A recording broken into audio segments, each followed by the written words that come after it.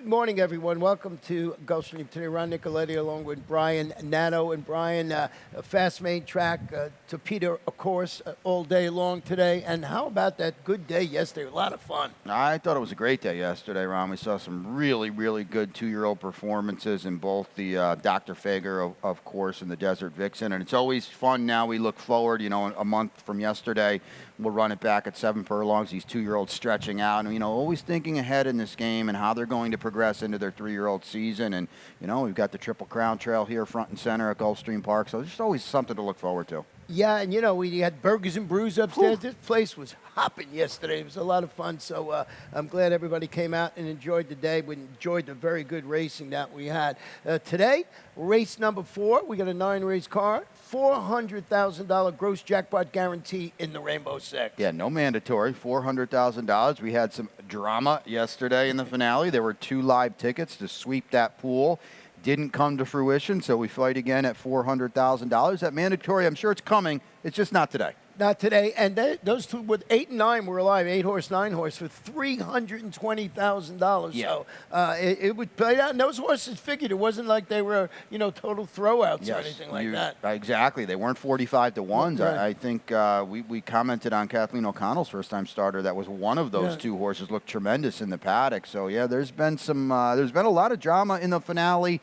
I think now we're talking about 4 out of the last 5 racing days. There's been single tickets. Yeah, somebody trying to get it down. They're going to get it. If they keep working at it, somebody will bring it down there, and you don't need mandatory. We'll have that down the road a bit. First race is going to be 6 furlongs on that fast main track. Maiden claiming filly, 2-year-olds. We did have an early scratch in here, Journey Girl. So Brian put a ticket together, and we'll check it out. Yeah, I was going to use this one, and then I narrowed it down. So we got 2 deep here. We'll get to it in a second. 24 is the order in race 2 with Arrow Shape. Here's the single in race 3. Actually, did I rework that? I'm going to have to rework that. Our Rose All Day is a definite in there, and then we're also going to go 3, 4, 6. The single is in race 4. Jinrin is going to be on top. I've got to rework that. That's my error. And then 7, 5, 6 in race number 5. The top pick is Hardly Social in there. $36 is the play. $36 is that play this afternoon. Getting to this first race, the current 6-5 favorite is the number 7, Angelic Gal. It is a daughter of precocious sire Cajun Breeze. Hey, debuting for Kathleen O'Connell with a steady morning work tab showing over the Gulfstream main track. Edgar Perez handles the outside draw this afternoon. If you're going to go with a first-time starter, this is the race to do it in. You took the words out of my mouth, because no disrespect to any of the horses we've seen in the afternoon. We'll show a replay of Chipmunk coming up. They just haven't gone out of their way to kind of distinguish themselves. Kathleen, 19% on debut, 19% debuting in maiden claimings. We've got a name rider, a top rider here. We're outside. To me, it looks like Angelic Gal's in the right spot. As you mentioned, the number 2 Chipmunk is stretching out to 3/4 of a mile today. Take a look at Chipmunk. I know you got a stat, too. We'll take a look at the replay first. She's going to be the number 4 horse. And, it's tough when you kind of, I don't want to say blow the brake, but she's going to drop back here, get checked a little bit. And, I think she wants to be closer. You're spotting experience to some of these horses, and now she's in tight a little bit as well. And here she comes entering the far turn. She's not even in the picture. To her credit, Ronnie, I thought she ran on a little bit. Now she pops in. Thanks, Bob. And I think to her credit, we've got to elevate her a little bit. I've said this time and time again, these 2-year-olds, that don't get things going their way on debut. They just call it a day. We'll fight again. She actually rallies late. She finishes 3rd. I understand the winner ran off, and she wasn't, remotely close or any of that kind of thing. Give her a little credit for persevering, for running on late.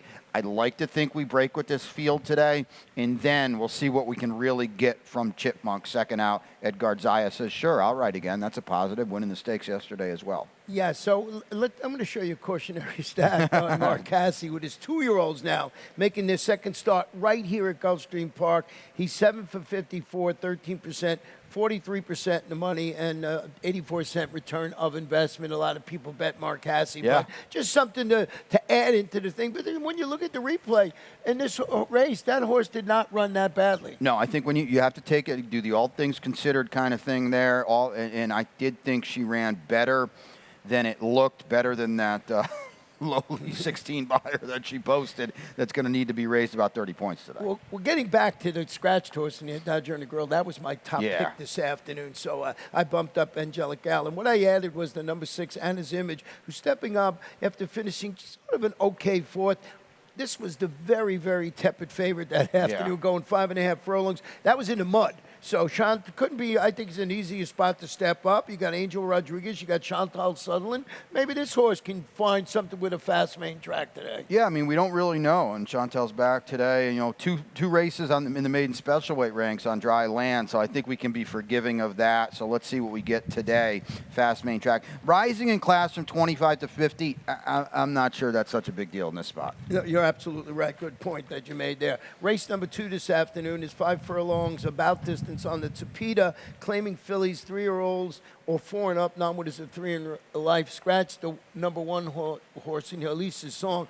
There's only 3 scratches on the whole card, so we gave you 2. So there's one a little later on. So just so you know, so Pete's got sort of the morning off here. I think I just might have saw him rolling in now. He had a little late start today. Doesn't need to be here that early today. Well, I think there's 2 horses in here you got to look at. We'll start with yours first. That's Our Shape, who goes to the Gilberto Zerpa Bond after that claim. Yeah, I like this horse, and it seems to be in a pretty good spot here. You know, we know how good this barn is off the claim. 28%. Edgard lands here as well. We might have to work out a trip for what is now the inside draw. But I think, you know, Dace Humor is probably going. Arrow Shape's not letting that one get too far away. You know, I'm a little concerned here with the drop, you know, 20 dropping to the 12.5 level this afternoon. Fair. But it just looks like another one where it's sort of like a lateral move. You know, if you win the purse, it's good. I did flip-flop and go with the 4. Days Humors, drops a notch to the 10 level after setting the pace before weakening late against those 12.5 condition claimers, going 5 on the all-weather surface. Trainer Ray Yanez has the apprentice Jason Ways. I think it's the controlling speed in the race, just going to go to the front and try and hold on. There's no doubt about it. She is loose in here. The only problem is she was loose last time at 7 to 10 and couldn't see it out. And it wasn't like she was beaten in a photo. She was 4th. So we'll see what we get today. I thought it was a pretty, all things considered, I thought it was a pretty poor effort for a barn that has been really, really good. But, again, they're going to have to catch her today. The number 5 code name, Lise, is stepping up to the next level, rallied 4 wide to defeat those 2 lifetime claimers at the distance. This is sort of the horse for course play, loves the Tapeta surface. 8 starts, 2 wins, 3 seconds in the third. Who's hotter than Andy Williams the other day? He had a couple of wins. And Lionel Reyes, another 3-win win day yesterday. You can't say enough about the job Lionel's been doing, you know, overall, but I'd say he's really amped it up in probably the last 3 or 4 weeks. He's second in the standings now, and you know, I said to Ed in the office yesterday, doesn't look like he wants to give that up at all. Well done yesterday. Codename Lise, I thought has been very flow aided in the last 2 starts. I don't think that's the case today. Is, as you mentioned, rising in class too. The race number 3, I should say, about 1.70 miles on the Tapeta maiden special weight filly 2-year-olds. No scratches in this race. Brian, you did go with the number 3 in here, Rose All Day? I did. I think we're going to see better off that debut. Didn't do a lot of running, but they paid a pretty penny for a More Spirit, who stands for just 5. They paid 70. And, you know, More Spirit did his best running around 2 turns. I know he won the Met Mile, I believe, but on an elongated 1 turn. She was sprinting 5.5. It's second time out for Rohan. Edgar Perez is going to ride again. She was 5 to 2, on debut. I just feel like the stretch out in ground is going to help her, and just maybe this was the spot Rohan had in mind all along. Yeah, a lot of good points with that horse. What did I do? Leave it out. It's the story of my life lately. The number 4, Strand of Gold, bred for the distance because it's a daughter of Looking at Lucky. Debuts at 1.70 miles on the Tapeta for leading trainer Safi Joseph Jr. Now, he's 16% with his first-time starters, but I found a stat here with his 2-year-old first-time starters in Roots, and he's 2 for 42, 5%, 29% in the money, 38 cents is the return on investment. You know, don't read that much stock into this here because it's Safi Joseph Jr., but I picked this horse, and then I went and found the stat. Edgar Zayas certainly adds to the appeal. What we put the other day, over the last 5 years, they're 30%. Yeah. They're about together. So this is a horse I think you got to use, but I can understand if you go somewhere else. I mean, listen, we've talked about this in this space in the past. It's really hard to get a horse to win at 2 turns. Nobody is better than Sappy Joseph Jr. That's a big sample, 46 horses, and he's got 2 wins. You know, it is what it is, but you have to take note of those kind of things. A Ramsey homebred here by looking at Lucky out of a Kitten's Joy mare. So certainly 2 turns is up and down in this pedigree. But, boy, tread a little lightly there. And to the stat and to the point Ronnie's kind of making, I'll tell you what, if this horse pops up there 7-8 to 1, I would run for the hills.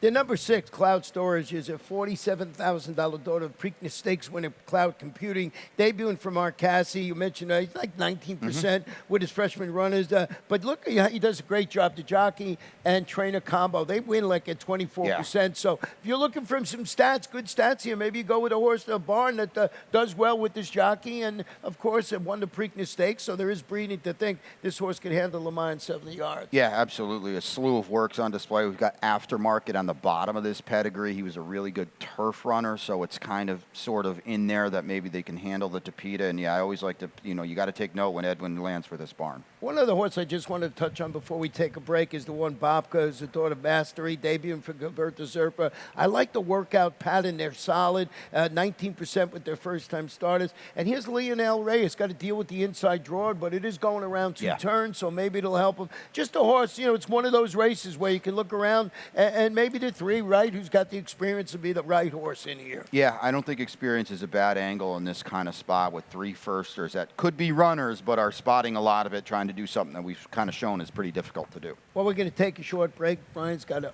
comb his hair or whatever he does on the break, and we'll be back for race number 4 in the Rainbow Six.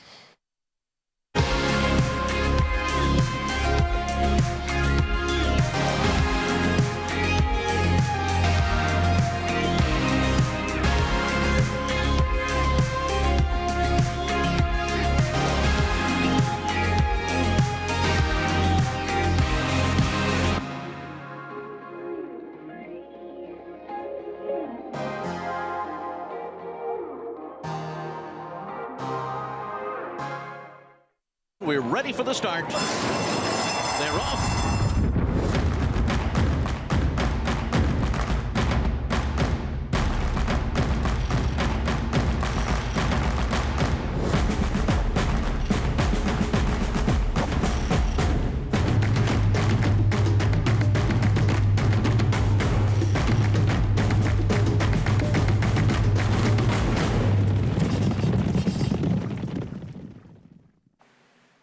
Welcome back to Gulfstream today, Ron and Brian. Whatever he did looks pretty good now. I don't know how he did it so fast, but he looks spectacular.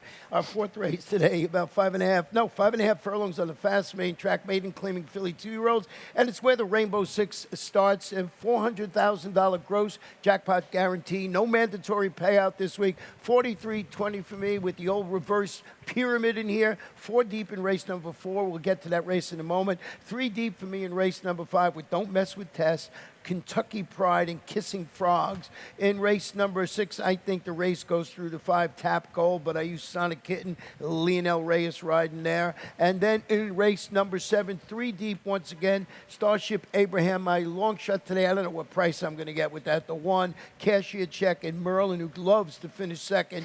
And then the race number 8, Easy Come, Easy Go, which is basically the story of my life, is the number 6, Divine Connection, and Kahiko. And in the last, I'm going with the beast who probably named after you. You are just all over the place today. Wow, you must have been well behaved last night and chomping at the bit today. And I don't know who you are of late either. A single at the end here.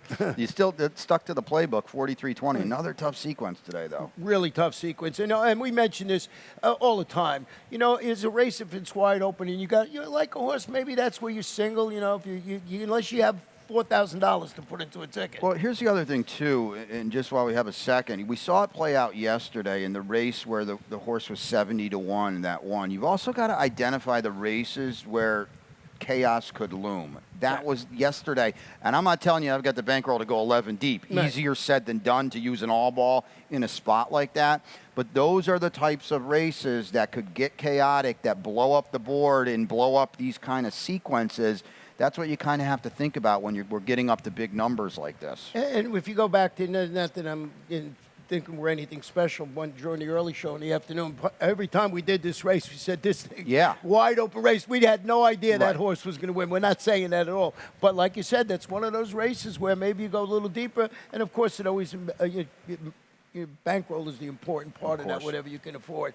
Going back to the fourth, 5.5 furlongs, maiden claiming filly, 2-year-old, $16,000. No scratches in here. Both Brian and I went with the number 3, Jinrin, who's dropping to the 16 level today. I think that's it. And, again, like we talked about earlier, this is in one of the races. This is the only start now we're going to run, I think, at the proper level on a fast main track.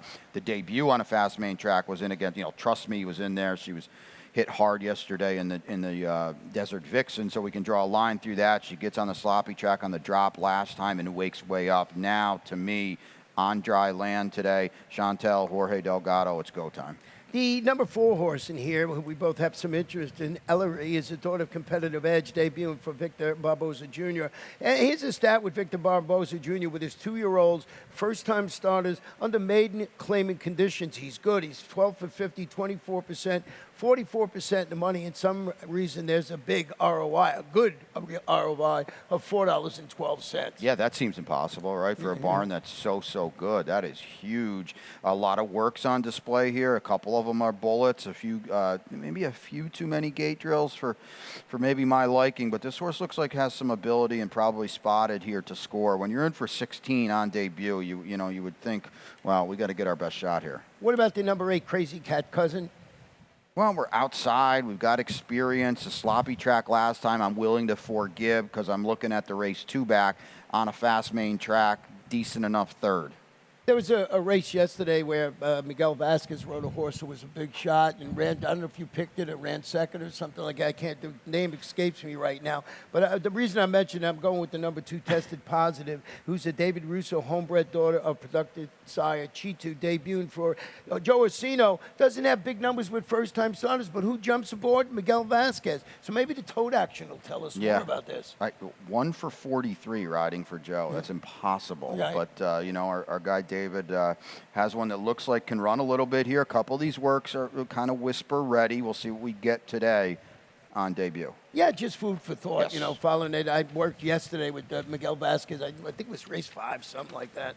So talking about race 5, that's where we're going now. It's about 1 mile 70 yards on the Tapeta, claiming fillies 3 or 4 and up, non-winners of 3 in life, $8,000. And this is where the late pick 5 starts. And Brian, of course, put a ticket together. $12. Well, there we go. Yeah, loving it. I mean, I like these kind of tickets because if you're handicapping spot on, and I'm not going to say my handicapping's been spot on of late, you can pop these 3 or 4 times, So we'll get to this race in a second. In race number 6 is the 35 is the order. Mr. Mac McHugh, our old buddy there, and Tap Gold. We got a replay coming up. I'm a best bet cashier check, Ronnie. So we're going against each other with your long shot in there. Replay of that one coming up too. Merlin, of course, you alluded to it. Merlin loves kind of running second a little bit. 46 is in race 8, and that is the order, no decap. And then in the finale, my long shot admittedly struggled coming up with a long shot today.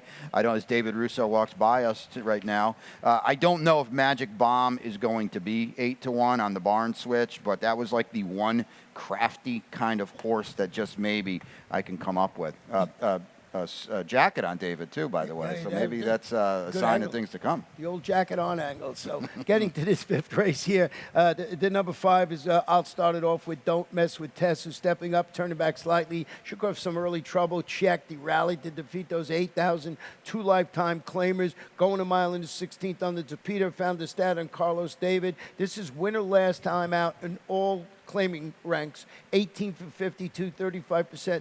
Oh, just 73% in the money with a 213 return of investment.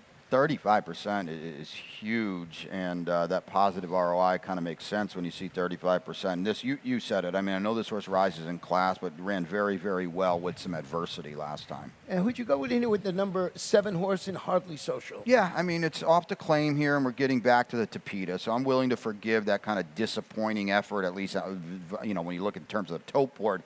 Last time, look at the Tapeta races. They really, really come into focus. Samantha Doble's got her first career win action earlier in the meet. And here's Lionel again, you know, and putting this one in the right spot on the outside. I think this horse is in a good spot today off the claim. Another horse, Brian, that ran well was the 6th Kentucky Pride. Is solid in defeat. She rallied 3 wide. She finished second at the same level in distance on the all-weather surface for Bob Hess Jr. Edgar Perez, certainly one of the best riding this Peter course, certainly figures on the ticket somewhere. No doubt about it. And La Rouge is pretty good as well. So I think that kind of ups her a little bit, the fact she ran second to her. I want to mention 2 Kissing Frogs, who faced a notch tougher on the Peter in the past with some success, returns to that surface, drops to the $8,000 level today. First start since setting the pace, finishing third against 12-5 on the grass. Gary Jackson, Jason Awayas. You know what? Maybe you throw somewhere on your try or super. I think that's the right level for that horse. No, I agree. And, you know, my notes say she was nagged by a 25-1 last time when she was trying to run on the lead. So maybe you kind of think that's a little bit better of an effort than it might look like. We'll go to race number 6 now, about 1.70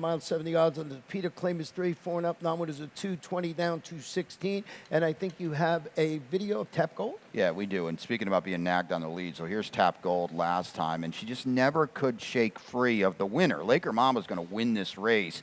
You know, Tap Gold's 16-1, Ronnie, and she's setting decent enough splits here, and she's kind of under hard pressure the entire way to maintain her position because Laker Mamba, in a good ride here, is, you know, what she's supposed to do at 5-2. You're not supposed to let anybody get away from you, and to her credit, she didn't do that. I thought, you know, the fact that she was beaten less than 3 lengths after this kind of trip at 16-1, you could kind of easily say, all right, she's under the gun here. She's under serious pressure. It's time to really fold. I thought, all things considered, she ran pretty well. She kept on until the very late stages of this race. This might be, again, another one of those kinds of efforts that is a little bit better than it might look on paper. And the drop. Don't forget, this was 35 starter allowance runners. That's 20 today, so the drop should help this horse. So ran well. I thought ran exceptionally well, you know, until the end there. And as you said, got hooked up in that duel. Who did you put on top? I put Mr. Mac McHugh on top. Facing winners, too, by the way, Tap Gold for the first time last time. So you really got to say, not too bad at all. Speaking of the drop, here's Mr. Mac McHugh last time, running for a 16 starter. Okay, it didn't work out. I get it. But the win 2 back I thought was pretty good. We're going to try Tapeta. He's run okay on it in the past. Miguel Vasquez lands here, too. I thought that was a big positive as well. And just quickly, I think Sonic Kitten, the 7, is stepping up the competition. I think this one's going to be tested for class this afternoon. I tend to agree with that. The other thing, I don't know where that number came from last time. The 75 buyer is so far and above anything he's ever done. To me, there's only one way to go, and that's coming back, going down a little bit. Race 7, about 1.16 on the Tapeta allowance. Optional claim is state bred 3 and up. The optional tag is $20,000. Oh, here's that other scratch today. The number 8, Morgan Point, will not compete this afternoon for John Vincent. And we'll start it off with, I'll go with Starship Apron. On top was my long shot. I don't know what price we're going to get, who won back-to-back turf races. And I thought that was against this level of competition.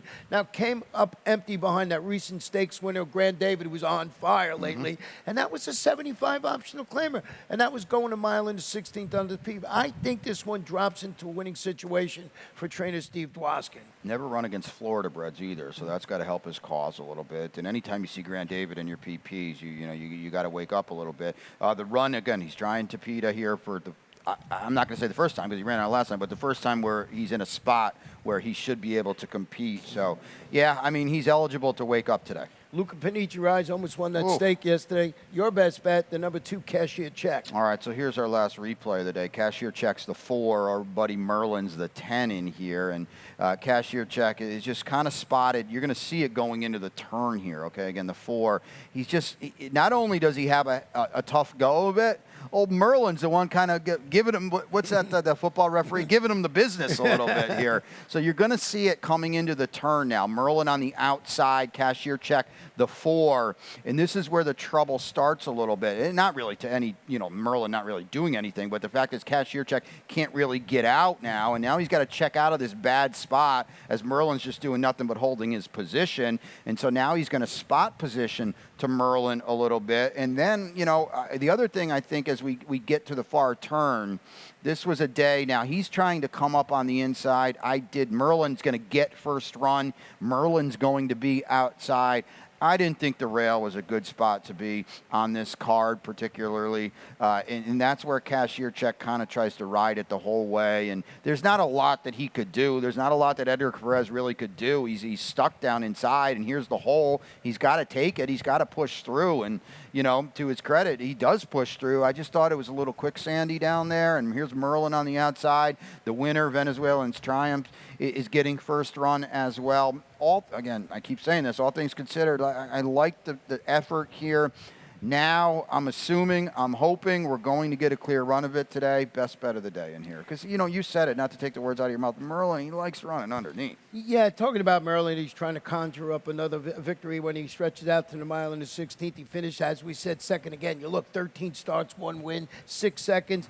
He's always there. He always runs well. Juan Alvarado, Edgar Zayas certainly at the controls. Getting back to Cashier Check, just to add to your great replay there, Victor Barboza, good second start back from this type of layup. Don't forget that. He moves up. Horse is 26%. Yeah, so I think there's reason to think Cashier Check is, to take the words out of his mouth, he's moving up today. I don't know about Merlin.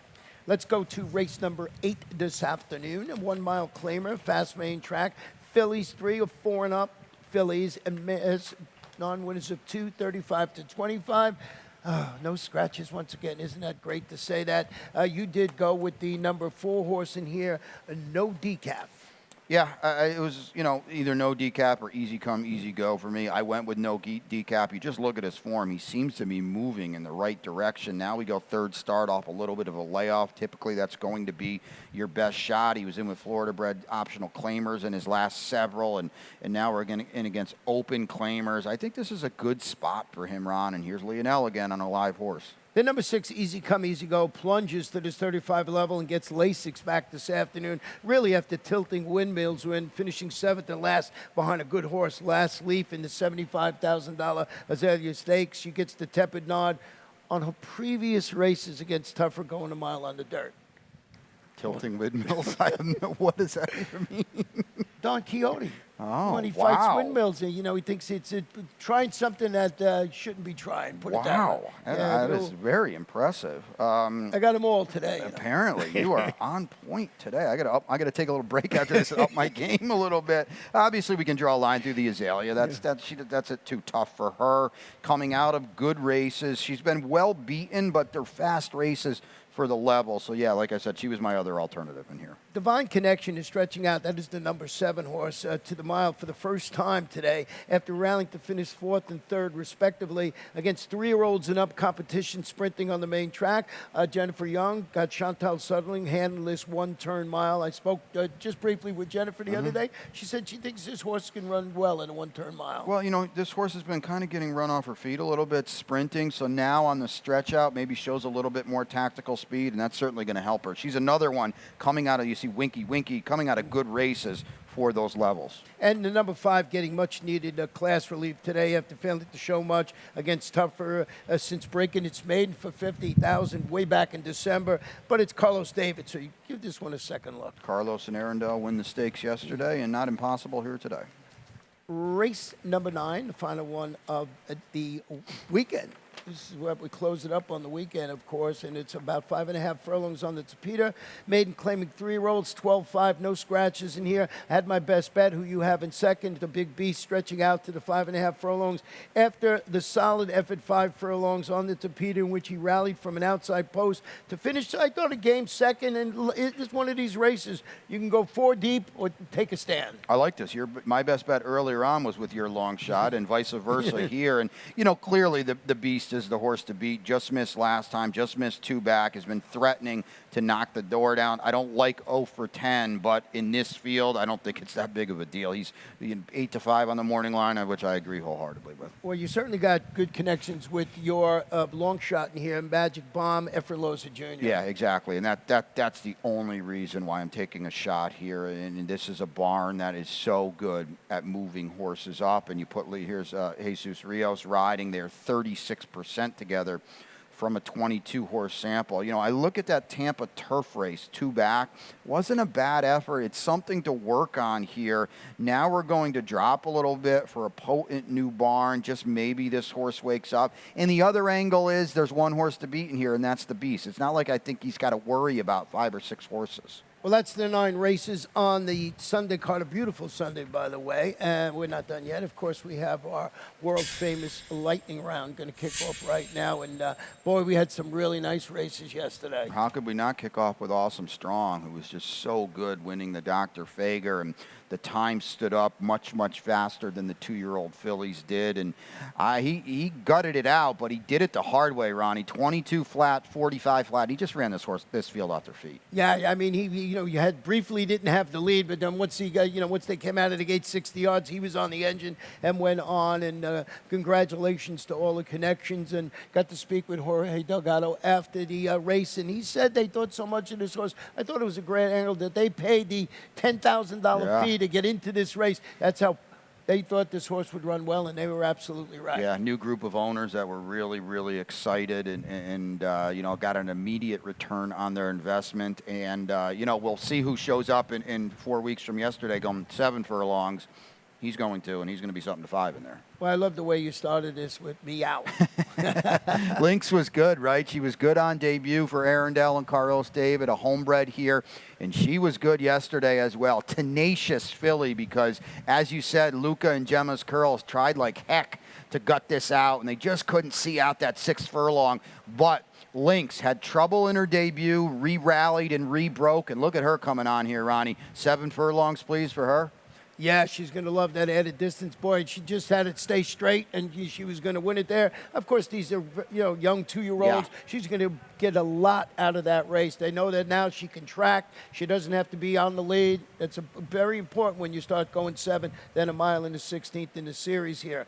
Your best bet? Yeah, my best bet was Cashier Check, and your vice versa in the last race, right? Yeah, you got the race number 7, Cashier Check, 3-1. I'm going with the Beast in the last 8-5, eating the chalk there in the finale. And then my long shot is in the finale against your best bet, and that is down on the inside, the 1-horse Magic Bomb at 8-1. Yeah, and I'm going with Steve Dwoskin with you trying to get my long shot home, the number 1, just 9-2. But I think that horse might be pay a little more than that. I'm not positive about that. Pete did a good job with that line in race number 9. Yeah, I kind of tend to agree because the Cashier Check and Merlin are going to take a lot of money. And then certainly last but not least, our Pegasus World Cup winner, Life is Good, just keeps on keeping on. He gutted out the Whitney in hard way. Yeah, he was right up. He went out. He looked like the Pegasus there for a while. He had that early lead early on. But as you mentioned after the race, 9 furlongs, I think, is right there for this horse, and that's it. Yeah, I would think 1.25 miles in the Classic is going to be maybe a road too far for him. But, he essentially just ran this horse off their feet. Olympiad popping out of the picture there. He had come in off 5 straight wins. Yeah.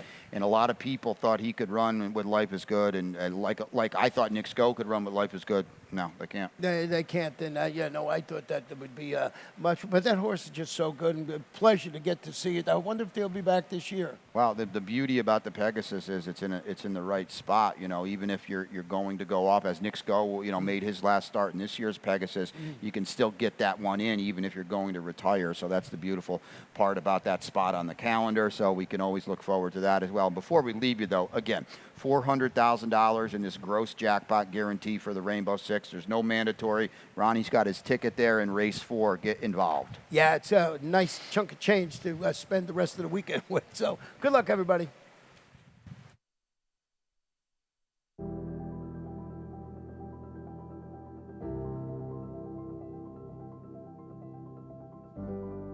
The Thoroughbred Aftercare Alliance is really the vehicle for the transition for our racehorses coming off the track into a second career and safe environment for these horses when they're done racing. I've been passionate about racehorses my whole life, animals in general, and without the TAA to provide that oversight, there would be a big void in terms of making sure that we have this ongoing safe environment for our off-the-track racehorses.